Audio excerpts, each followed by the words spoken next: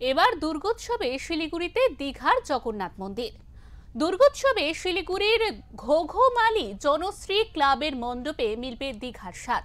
ক্লাবের ৫৬তম বর্ষে পুজোর থিম রাখা হচ্ছে জগন্নাথ মন্দির।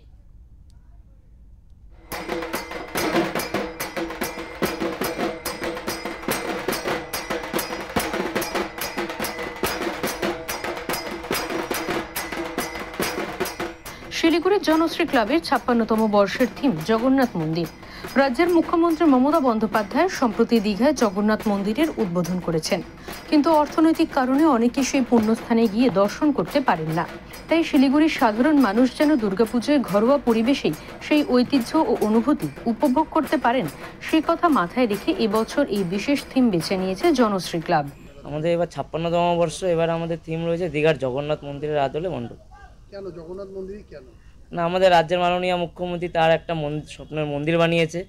সেই আদলে আমাদের অনেকে দীঘা যেতে পারছে না, আর্থিক কারণে অনেকে অনেক প্রবলেমে যেতে পারছে না। তাই আমাদের মানুষকে তুলে ধরার জন্য, মানুষকে দীঘারটা দেওয়ার জন্য ওই মন্দিরটা তৈরি করা হয়েছে।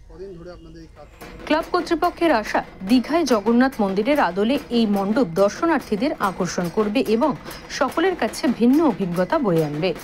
ইতিমধ্যে পুজো মণ্ডপ দেখতে মানুষের আগ্রহ চোখে পড়ার মতো। দর্শনার্থীদের নিরাপত্তার কথা মাথায় রেখে একদিকে যেমন সিসি ক্যামেরা রাখা হয়েছে, তেমনি প্রচুর বেসরকারি সিকিউরিটি ব্যবস্থাও রয়েছে। শিলিগুড়ি থেকে অরূপ পোদ্দারের রিপোর্ট, ওঙ্কার বাংলা।